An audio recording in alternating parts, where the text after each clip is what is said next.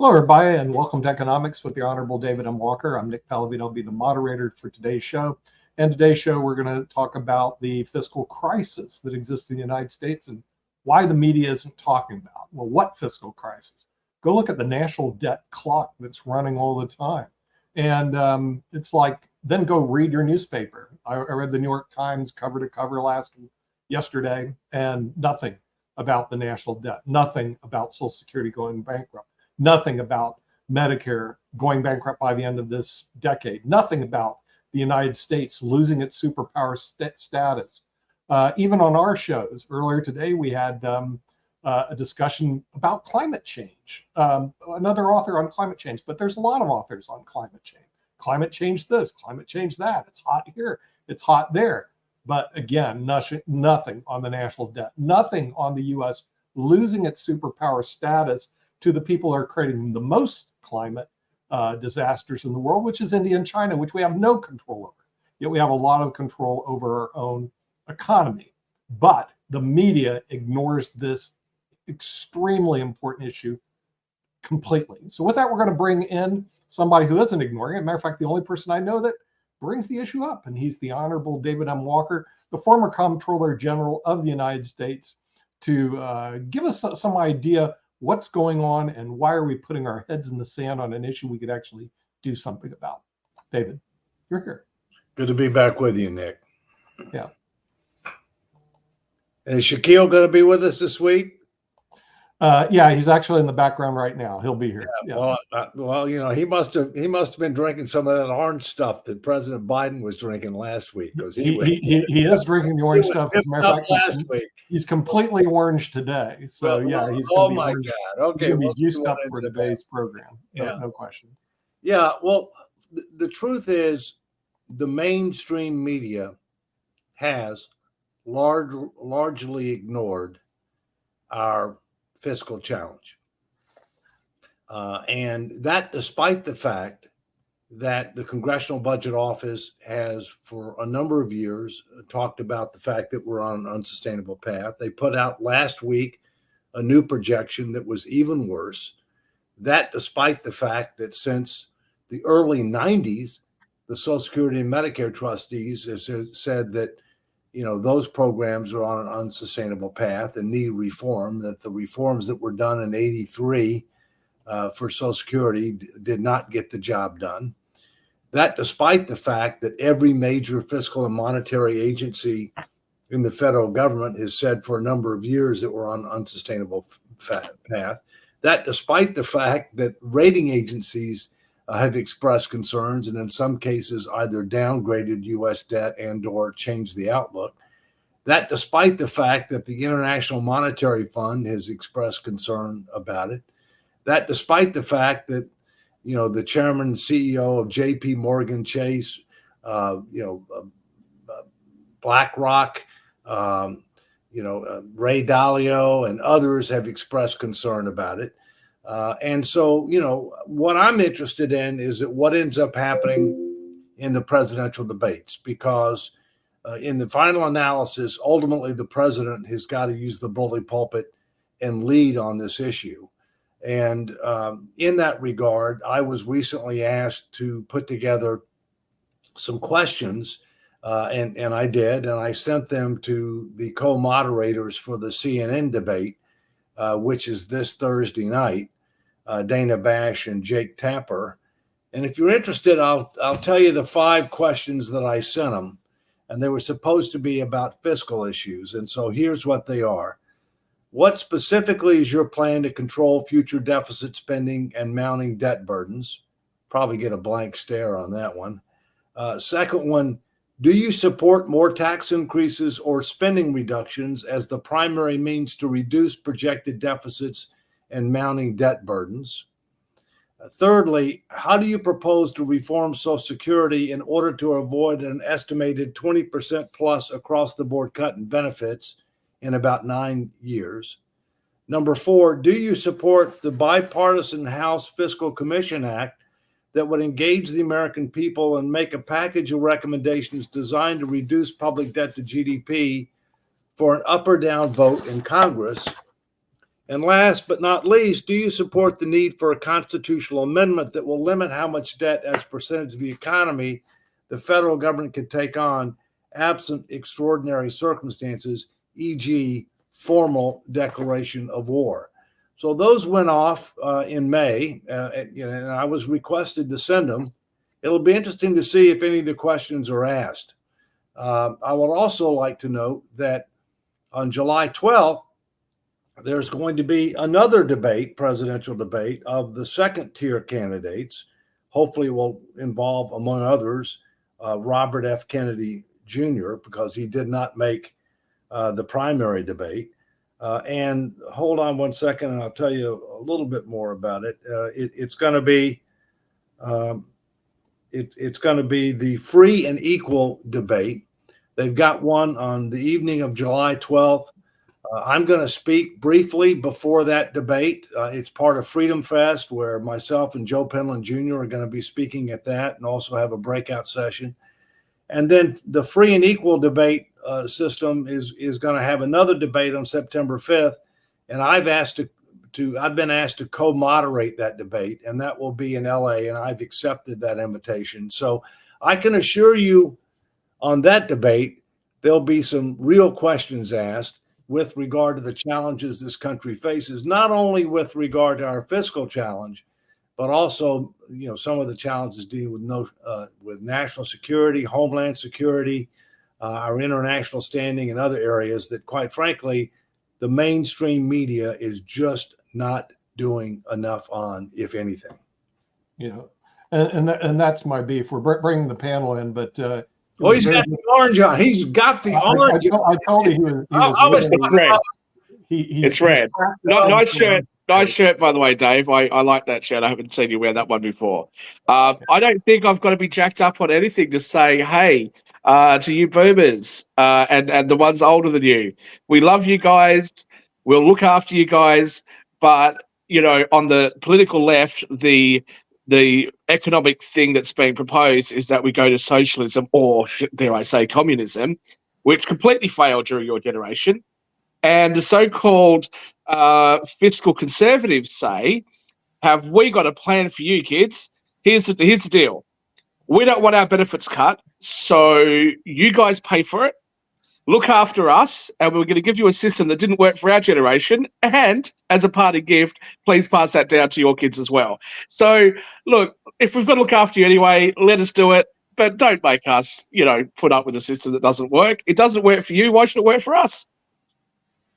Well, as you know, I'm not one of the ones advocating for that. So I wasn't directed at you specifically, Dave. No, I'm trying to save a country and future generations of Americans. But other than that, No, and I agree with you. I think though that there's a number of things that you've talked about. Look, that I probably agree with 95% of the things that you say, right? We have some disagreements like on inheritance tax and things like that, but we're different people. We're both knowledgeable, I think, in our own ways. So it's perfectly reasonable for two people to not agree on everything. But my fear is that when we rely on the political system to solve these issues, it doesn't really solve the issues. And I think, if I could say it more succinctly than what I did last week, I really feel that letting people have more control over what's going to happen in their retirements would be a lot better. So the superannuation schemes that we have in Australia, not sure that that's exactly a remedy. I mean, it doesn't seem, in my opinion, hasn't worked as well as it should have when you look at the numbers. For some people, it's worked brilliantly. For others, it hasn't. But I think the reliance on a government provided pension paid for by payroll tax is just a really bad idea.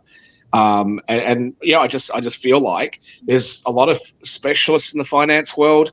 I have people from private banking and institutional banking organizations that will call me all the time with really great products that I put into my own portfolio. Is the government going to use those? So I really feel that we should allow people to have a little bit more control and a little bit more say over how that money is going to be spent. And I think months ago, I made the comment that based on the average amount contributed in payroll taxes, the return that you're getting is something like 0.25% or something like that, or something really, really low. So, hey, if that's not an appropriate return, people can't do worse, surely. Well, as you know, it's a combination of what makes sense and what is politically feasible. And I agree with you that that people ought to have more control. And I agree with you that we need to get our savings rate up. And in fact, the reform that received 77% support from representative groups of American voters represented a combination of a base defined benefit program and a supplemental individual account that would be in their name, that they would have direct control over with limited investment options, piggybacking off of our federal thrift savings plan, which has been very, very successful. But in the final analysis, one of the things that we have to keep in mind is it's got to be politically feasible. And what do I mean by politically feasible? You've got to pass the House, which is a simple majority. You've got to get at least 60 votes in the Senate, unless it's part of budget reconciliation, which is a simple majority. And I think that's how anything is likely to happen, part of budget reconciliation. And you've got to get a signature of the president. And if you can't get those things, then no matter how intellectually meritorious a proposal might be, it's not gonna happen. And then coming back to what I said before, if we think we're going to put our finances in order through the regular order on a piecemeal basis, when Congress is so dysfunctional, we're kidding ourselves. It's going to take a special commission to do it, and in addition to that, it's going to take a constitutional amendment, because one Congress can't bind the next, and the only thing that will end up keeping Congress on the true and narrow, with or without a commission, is a constitutional amendment that will limit debt they can put on current and future generations of Americans. So those are just a few thoughts. But Nick, let me open it up and see who else wants to comment. Mark has a question. Yeah, I had a quick question. It's actually based on a conversation yesterday. I'm glad you're here, David, because I am not an economist. I don't claim to be an economist and everything, but you definitely have some roots in this. And there was a show that was on our network yesterday, and of course, part of them was people that are very much pro reparations and all along those lines. But they were making the argument, because I know that within the African American capitalist community, there's been this notion of spending power. And one of the things that the people that are pro reparations were saying is that there are no markers that are out there that actually show spending power based on ethnicity and around race and everything. And like I said, I am not an economist, so I can only hear what they said and did not know if there are studies that actually differentiate the spending power. Because one of the arguments, and if you've even heard it in small business communities, when they say buy local, is that you should recycle it within your communities and everything. But their claim is that that doesn't actually exist and that is a economic myth. But as a non-economist, I don't know. So that's why I'm turning it over to you. Is there markers that actually show economic power of different groups and everything? Like I said, when they brought it up, I'm like, I'm not an economist. Next time I see David, I'm gonna ask him, because he knows these things. Yeah. Well, for the record, I'm a certified public accountant who happens to know a lot about economics, but I'm not a PhD in economics. Okay, just for the record. So I didn't know that. I didn't know that you were a CPA. Oh yeah, I'm a certified public accountant. And dude, what are you doing being a CPA? Accountants are supposed to be boring. What's wrong with you? I'm a charismatic accountant, according to others, okay? But in any event, so look, there's all kinds of data out there. The data that you hear the most is real wages. What's happened to real wages, and what's happened to dispersion with regard to income, with regard to net worth. And the truth is that we have a growing gap between the haves and the have-nots. And the truth is that real wages have not have declined in the last 3 years, meaning that inflation has increased faster than wages have increased. Now that's changed in the last year, but accumulated for the last 3 years, it's negative, about 5 or 6%. And as you know, the engine of growth and innovation in the U.S. economy, at least, is the small business sector, and that's where most of the employment is as well. And one needs to keep that in mind, not only with regard to regulatory actions, but also taxes, because most small businesses are taxed as individuals. They're not taxed as corporations, because they're either sole proprietorships, they're partnerships, or they're subchapter S corporations, and they get taxed at the individual level rather than at the corporate level. Nick? So the U.S. population has grown for our entire history as a nation until the last, I don't know, 10, 15 years. Now it's flat, and it eventually will decline. I know that creates short-term problems, like not enough care for old people, not enough people paying into Social Security. But in the long term, what does a steady or declining population mean for us in terms of saving money, or does it affect the debt? What do you think? Well, first, the birth rate in the United States right now is about 1.6, meaning for every female, they tend to have 1.6 children, which is below replacement rate. Replacement rate is about 2.1 in order to replace. So that means absent immigration, you're going to have a declining population. There are many countries around the world that already have declining populations. Russia, for example, has a declining population. China has a declining population. India has got a rising population. And the country, I think, that's got the fastest rise in population is Nigeria, which is expected to pass the United States in population by 2050.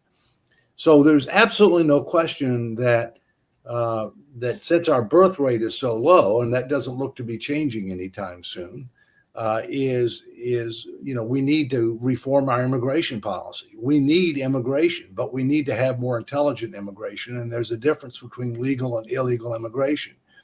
We can learn from some other countries with regard to how they approach immigration. In some cases, you have countries that actually look at what's the macroeconomic need of the country. What type of skills and knowledge do you need in order to promote growth and in order to compete internationally?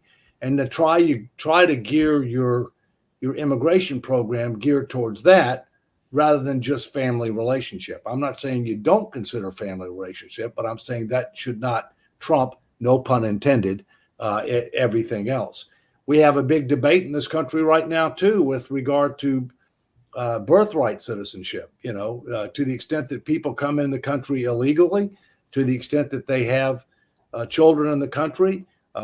At present, the children are automatically a citizen merely because of the right that they were born in the United States. And there's a debate now about whether that should continue or not. We need immigration, but we need a lot more intelligent type of immigration system that we have now. And we need to get control of our border because it's totally out of control right now. If I can just make a couple of comments, I know I'm probably going to repeat some of what I said last week. Firstly, with immigration, obviously, I am a proponent of immigration. I'm the beneficiary of immigration to Australia. My family are beneficiaries of immigration to the United States and Canada and New Zealand and the United Kingdom. But the idea that because the birth rate is low, we should increase immigration just makes no sense to me. I think that we should be encouraging those young people to have more children, to get married, to be able to afford to do that. But I want to come back to I agree with you, by the way. They're not mutually exclusive, but I agree with you. Go ahead. Yeah, no, I know that. I know you're not anti-immigration either. I totally get that. I just want to come back though. I'm going to ask you a question, but I just want to make a comment first. So Nick, obviously, with National Pension Partners, helps to design programs for people to, be able to retire, be able to keep some of their money, maybe reduce some taxes along the way. I have worked for a very long time in asset management and wealth management, things like that, until I made enough that I got lazy and went, to hell with it, I'll just manage my own. I can't imagine anybody going to a professional advisor and being told, it'd be a really good idea for you, rely on the government for pensions. Now, obviously, you're not suggesting that. I'm not trying to accuse you of suggesting that. But that's what I think is the problem with trying to fix the system that's already broken. Personally, I think government should just get out of the way. You're absolutely correct. It's going to be very difficult and it's not just an issue facing the United States, it's facing the whole Western world. I think the government should just get out of the way because I don't think that anything's going to be politically expedient. And if they can't get out of the way, that's fine.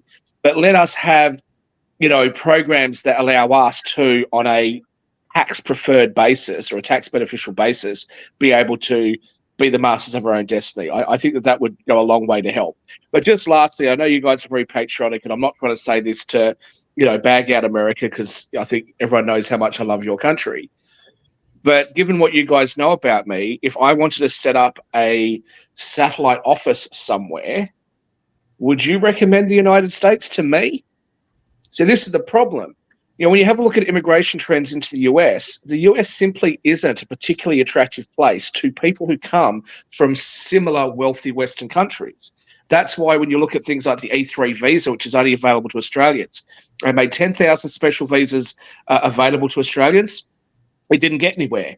They then said, okay, we're not getting enough people. They're getting like 1,000. We'll extend that to Ireland as well. And they're still not making that quota. So what you're saying is that you're actually getting people from the poorest countries that look at the United States as being a way to get ahead, but you're not attracting the best and brightest. And I would say that there's two major things that I'd like to see changed other than regulations. It's the taxation system. It needs to change. It needs to be more indirect. It needs to be less invasive. And the second thing is, which is probably a conversation for another time, but the monetary system. The monetary system so far has got us to this point, but the way that money is being created by the commercial banks and to some degree by the Fed is a problem. Nick brings up a good point, and you bring up a good point about the extremely high levels of debt. But where's the justification the Fed currently wearing $800 billion because they've agreed to let the banks that they forced buy government bonds during COVID, they've allowed them to use them as collateral at their full face value, even though those bonds are not trading anywhere near that face value. This is the sort of thing that distorts the market. And I believe, and I could be wrong, there's no way to prove this, but I believe that there's going to come a day of reckoning at some point. And I think that's very dangerous. Well, and as you know, the Fed was self-dealing in our own debt at extraordinary rates. They have several $1 trillion worth of U.S. debt on their balance sheet in order to try to be able to keep interest rates down because of the excessive spending, and in order to not have a failed auction. And there's absolutely no question in my mind that we need fiscal reforms and Fed reforms. There clearly has to be more limitation on their ability to be able to self-deal in our own debt. And as you know, our Fed has three charges. Maintain purchasing power, in other words, to try to fight excess inflation, promote macroeconomic growth, and I'm fine with those two. I mean, number one should be their primary responsibility. Congress clearly can't do that. The president can't do that. So they need to be focused on that first and foremost. Promoting top-line economic growth, absolutely, everybody's for that. But the third one that they have that was added many years after they were created was to promote full employment. That's not their job, okay? I mean, employment. Well, first, we have a very low employment rate. Unemployment rate's 4% right now. It's very low, okay? But, unemployment has much more to do with, our education system, our training system, our welfare system, and things that, our immigration system, which the Fed has no control over whatsoever. So the idea of giving them a charge to be to focus on something that they have no control on whatsoever makes no sense, and that should be eliminated in my view. Yeah, I would say that in times when unemployment rates, we have economic cycles, when times that unemployment rates do get higher, it gives an opportunity for new industry, a new business to actually start up. And what they can often do is they can actually get somebody who doesn't have the training and say, I'm going to pay you to get the training that you need because I want you to do this particular type of job. But I feel like the interference into what would be the natural cycle of employment and unemployment has distorted the market. But the other thing that I would say, which I'm very concerned about, and again, very concerned all over the Western world, I was talking about this all during COVID, is the incredible overinvestment in non-productive assets. Now, some of that I accept is because of globalization. Excuse me. Some of that I accept is because of globalization. But the fact of the matter is that so much money is sitting in non-productive assets. And one, that's a contributor to unemployment. But two, it means that there's so much dead capital that could be put to better use. But why take the risk if you don't have to? And this includes me. I don't put much of my money in productive assets. What do? I click some buttons, trade US debt, trade bonds around the world, and trade the stock market. I'm not doing anything particularly productive. I'm certainly not going to go and buy machinery for a factory where if things go wrong, I'm not going to get my deductions and I've got to wear all this debt. Why would I do that? And I think that's a really big problem, especially for that next generation of people. You don't see them taking on the sorts of financial risks that were taken just after the Great Depression, for example, where there was more millionaires born than any other time in US history. How about the other panelists? Anybody want to jump in? I think Mr. Rick has a question. No, I'm good. Sasha, how's everything going in Canada? You guys got your act together up there? Apparently the answer is yes. Oh, you got on mute. You're muted. There you go. There you go, Sasha. There you go. Yeah, sorry. Things are going pretty well in Canada, I guess. Compared to US and the rest of the world, Canada is, although by territory it's a very large country, but by population and by economic activities, it's not a powerhouse by any means. I think about 1/10 the US. Yeah, it's 1/10. Yeah. So what people would follow 100% of US instead of 1/10 of it, following whatever happened in Canada. Although in Canada, we lowered interest rates about a week and a half ago. So that's pretty good development. We'll see what's following. But tell me, I have one question for you there. How is it possible? Something as simple as an oil change. Somebody's got to mute themselves. Mark had something on. Go on. Sasha. Oh, okay. I'm wondering, how is it possible that, as you just said, there is a very low unemployment rate in U.S. The quarterly reports of the largest U.S. corporations were 78%. They were exceeding expectations, and the others were doing at least okay. How is it possible to convince American people that the economy is doing pretty bad? How does it work, really? Well, first, you have to understand how the unemployment rate is calculated. It's calculated for people who are actually seeking employment. And so you may have, some people who aren't working and they aren't seeking to work that might be within the age range that the data deals with.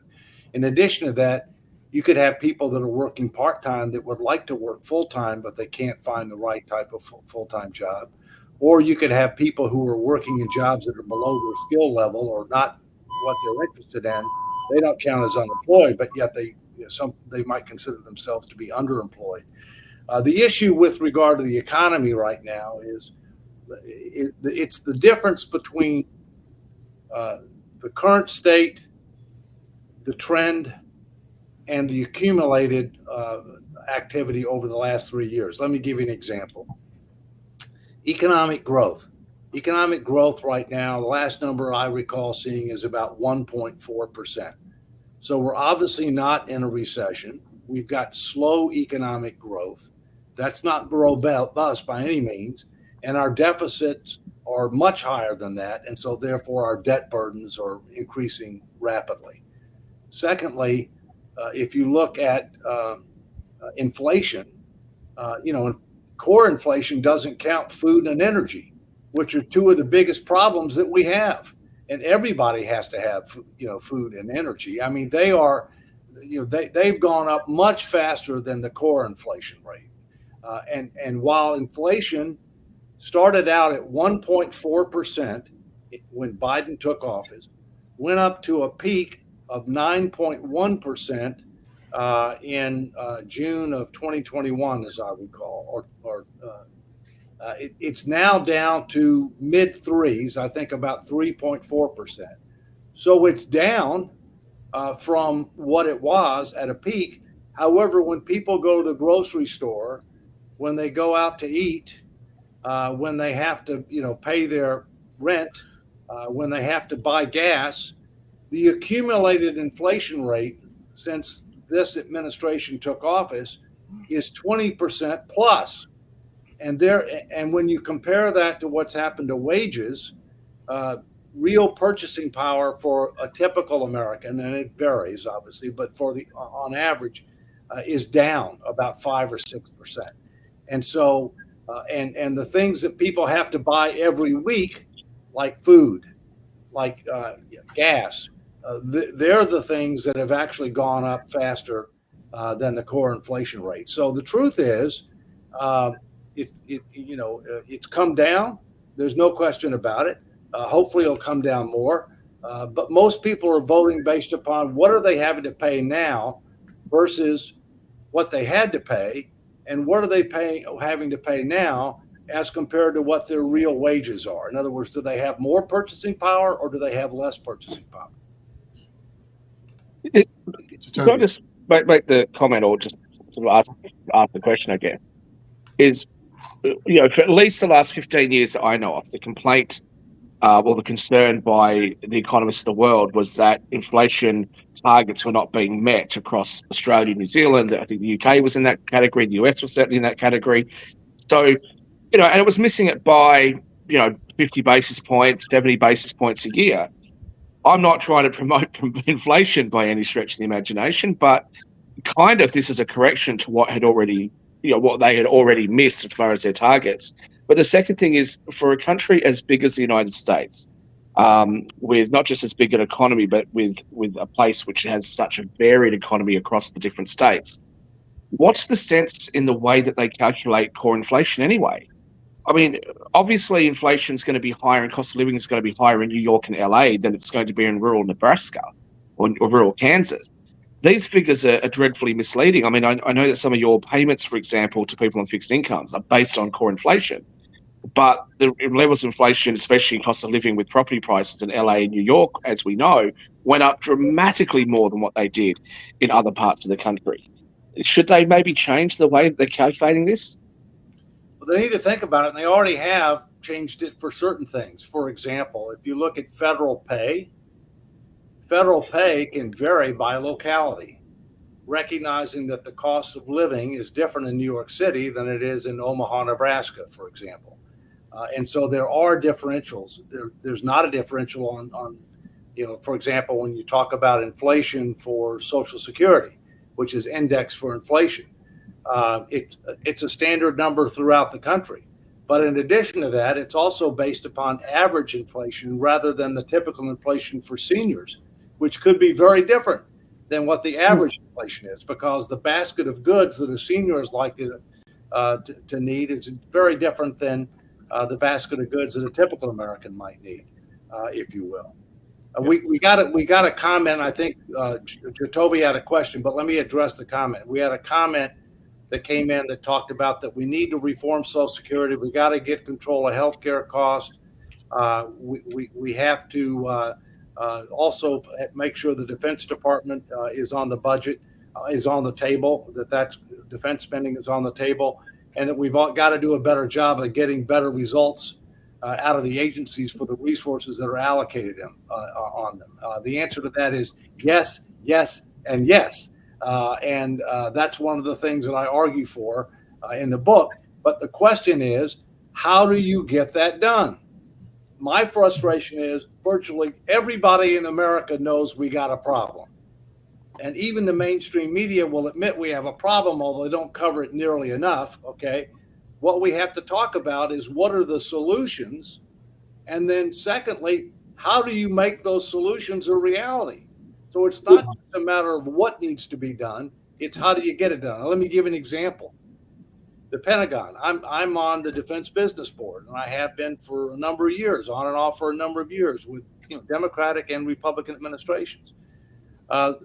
There's plenty of waste in the Defense Department, and one of the things that we need, in addition to a base closing realignment commission, what's known as a BRAC, we need a bureaucracy BRAC. The bureaucracy in the Pentagon is unbelievable.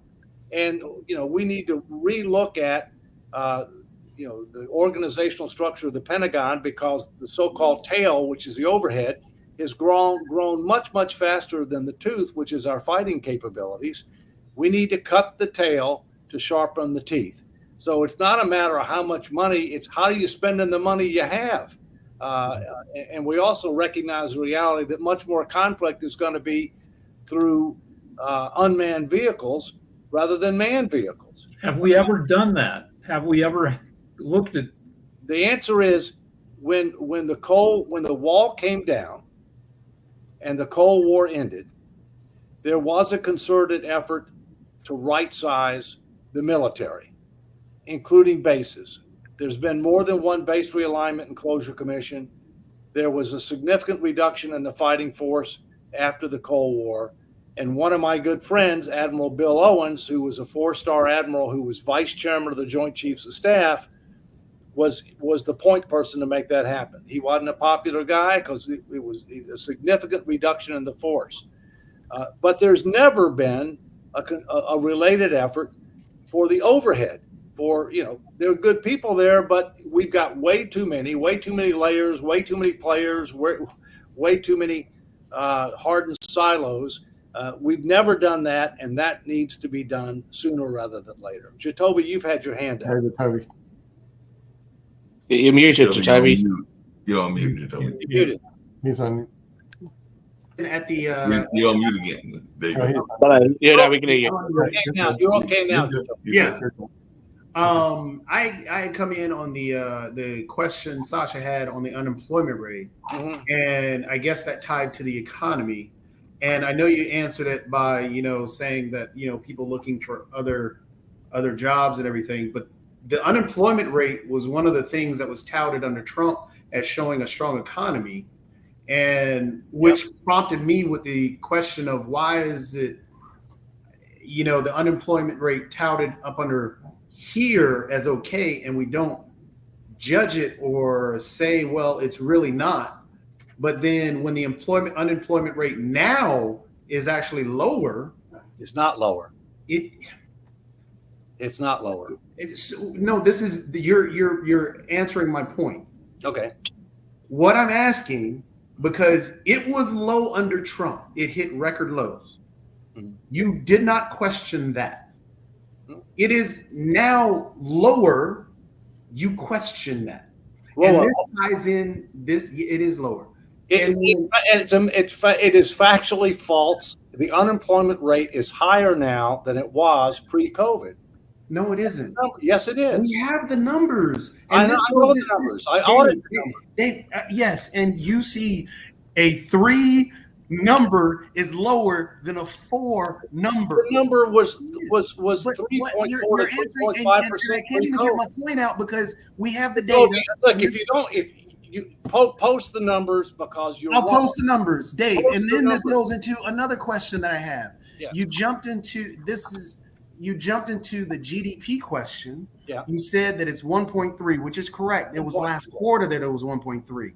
But you didn't say anything about how the average is actually higher under Biden than it was under Trump. So the growth has technically been higher on average. The reason being is there's something called COVID-19. But you give the excuse that, you don't care about the negative numbers and the fact that in 2020 we had it was negative 28 in 2020. And it bounced back higher than what the negative under Biden. Let me just get my point out.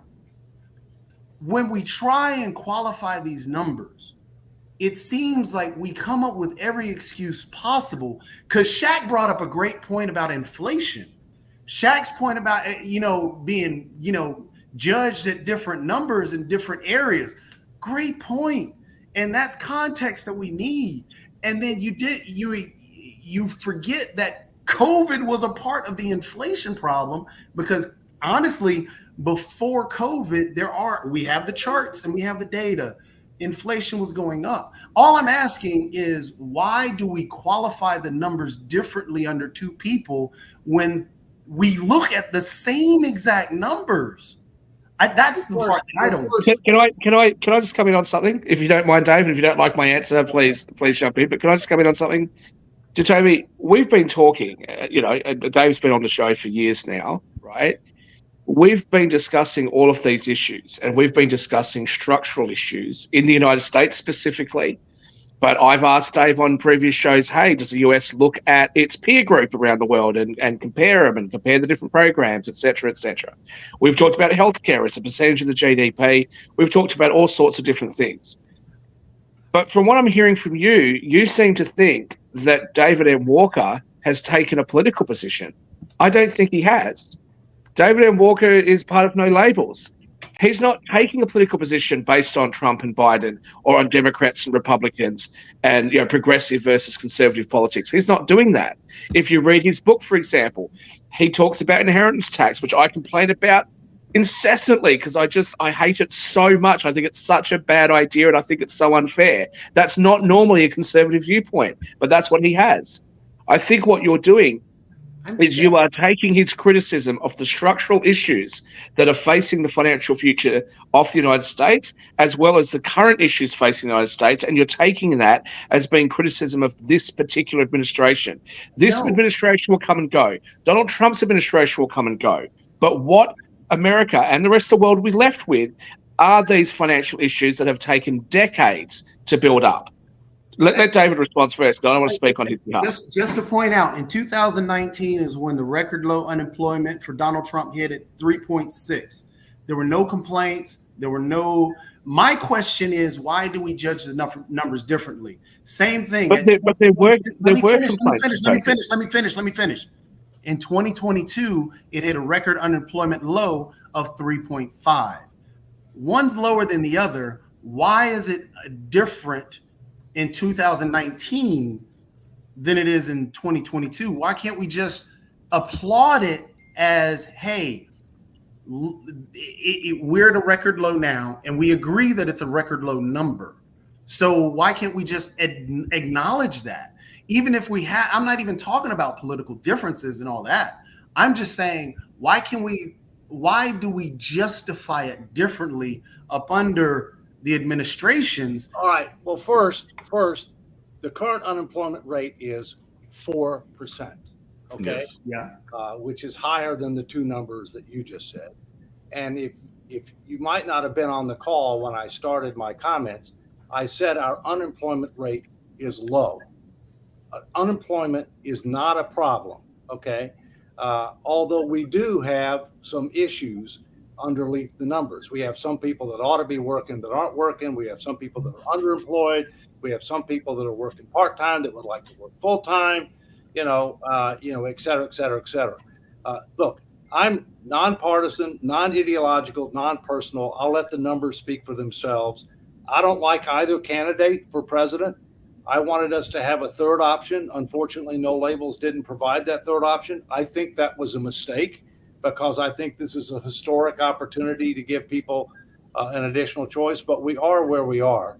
And my view is, when you look at numbers, you have to look at three things. I don't care whether it's unemployment or economic growth or inflation or real wages or whatever. You have to look at three things. Where are you now? What is the trend? And comparative data, okay? Comparative data can be comparative to now versus a certain date in the past. It can be comparative data based upon us versus Germany versus Japan versus whomever it might be. But you need to look at all of those. And that's part of what, Jacoby, you talk about, which I agree with, which is context. Context is very, very important, okay? So let's move on from here.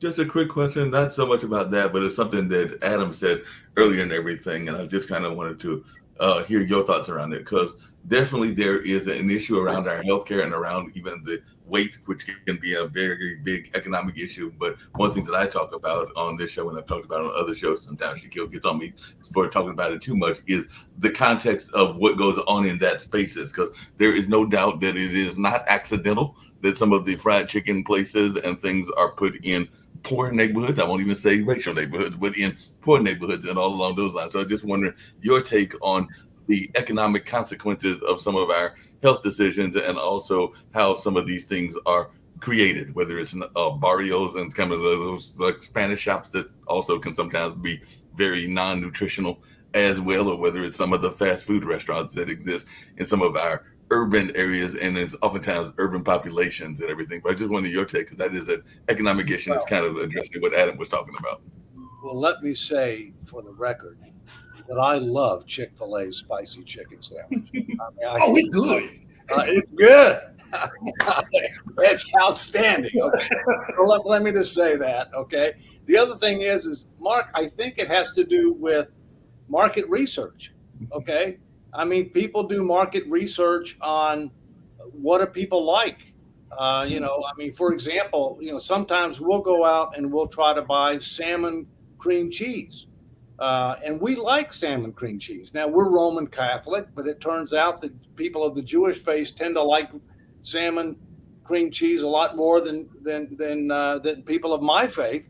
And so therefore, when you go to stores in certain parts of town that tend to have more Jewish population, they might have it, whereas another area they may not have it.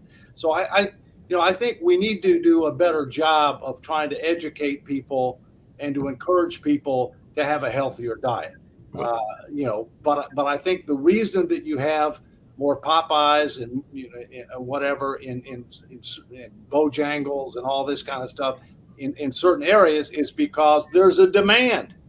There's a demand. No, I hear what you're saying. I gotta put Popeye. I'll rank Popeyes above Chick-fil-A. No, but in that same context, I was gonna say, because I do like Popeyes and I like Bojangles, but I was gonna say, but it even comes down to, because like I said, I live right around the corner, literally around the corner from Duke, and yeah, there are a number of those that are also impacting our young people. Because one of the things that Adam said was that there is a Dunkin' Donut in many hospitals. When I can also say that there are a lot of those bad food options in a lot of our universities. And it's not just at Duke. I'm sure if I went to UNC, if I went to Harvard, we find enough of them as well. Let me say for the record that my family has been going to Dunkin' Donuts every Sunday before or after math for 50 years. 50 years. Okay? I feel quite left out because I made quite an attempt and put a lot of effort into trying as much of your fast food as I could when I was there. And I looked everywhere for a Mickey D's and couldn't find one. And then my mates were at McDonald's, which we call Macca's, and I walked in. I said, "What is this Mickey D's place?" And they're like, "The McDonald's." I was like, "Oh shit, okay, that's where we are." But I feel very, very unloved by the United States because I have not been to Bojangles, and I have looked for it, and it's another one that I haven't actually been to yet. So when I get over there next, you're gonna have to tell me where they are, because they're hiding from me. Let me defend Popeyes. Popeyes has healthy choices. Its tenders are very not greasy, and you can get them without any breading. If you buy them blackened, they're salty, but they've got no breading, which means they're almost entirely protein. All right. Well, for the record, the founder of Dunkin' Donuts was one of my personal clients when I was practicing law. And I asked him to write a book. He goes, his name was Bill Rosenberg. He goes, "I'm not going to write a book." I said, "But dude, you founded Dunkin' Donuts. You're pretty famous." He eventually wrote a book before he passed away. And I actually have a copy of it here. Basically, who makes the donuts. It's kind of an interesting book. David, next time. People asked a very interesting question, which is because I did hear that he went to some restaurant in Philadelphia. I think it was like a steak place or one of them steak and that kind of place, Philly cheese place, and he left like a $500 check and was talking about that whole no taxes on tips notion. I think Marjorie Taylor did something similar and everything. But what is your thoughts around this idea of it somehow fighting the debt issue? Because that's what Trump. No taxes on tips. First, Kimberly said, "How is Trump's policy no taxing tips going to help our debt issue?" The answer is it's not. It's going to make it worse. Look, it's estimated that 45% of all tip income doesn't get declared. What does that mean? That means that you lose income taxes, but more importantly than that, in some cases, you lose payroll taxes. You lose payroll taxes to Social Security and Medicare. I don't understand why you would exempt tip income when you don't exempt wages, or you don't exempt, self-employment income or whatever. Why tip income? Okay. My view is that we need to learn from others.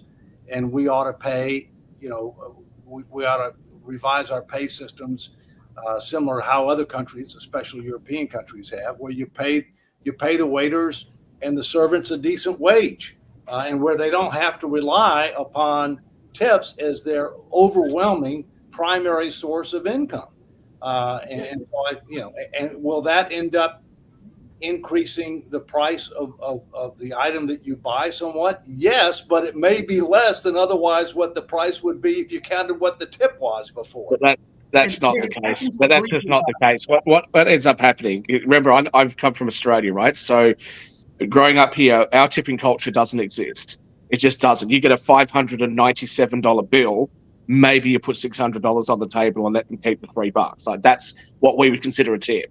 So I find it when I'm in Canada in the US, I'm like, tipping, like, how much am I supposed to tip here? And people say, I'll give them 20%. I'm like, well, what if my bill's really high? What if I've ordered $1,000 bottle of wine? I'm going to give them $200. Like, what do we do? The thing is that because it keeps wages lower, you have many more restaurants and those types of small bars and things like that than most other countries do, as a direct result, in my opinion, of the fact that wages are low and you rely on tips. But and I'll just also say that because tips used to be given mostly in cash and now people are using their credit cards a lot more, I don't think that people that were taking cash over all of these decades were declaring that either. So what's really going to be the difference? But here's my real question to you.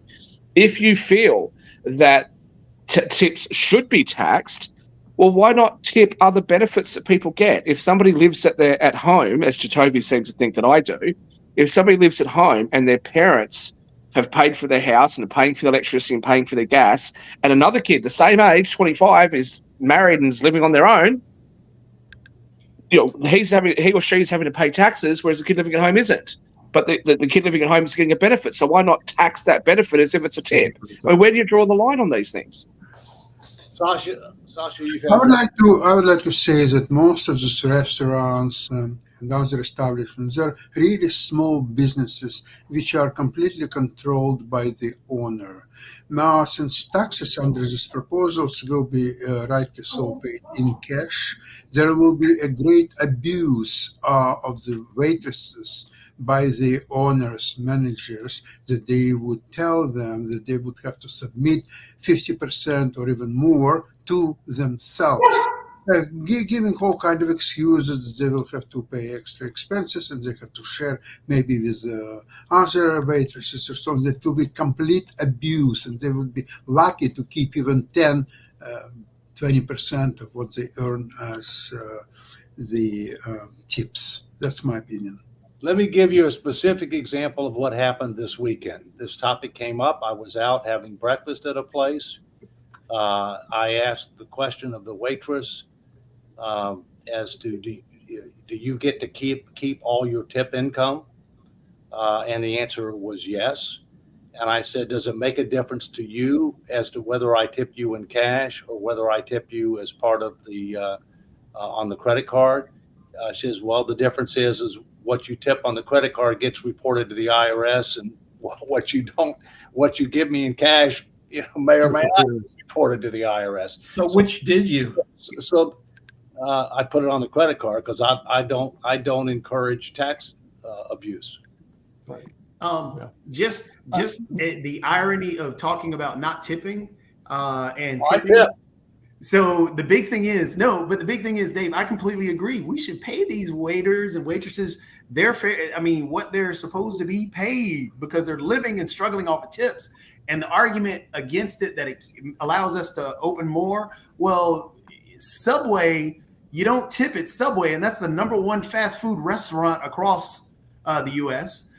Chick-fil-A, which we were just discussing, has more restaurants across the U.S. than any restaurant chain that's out there.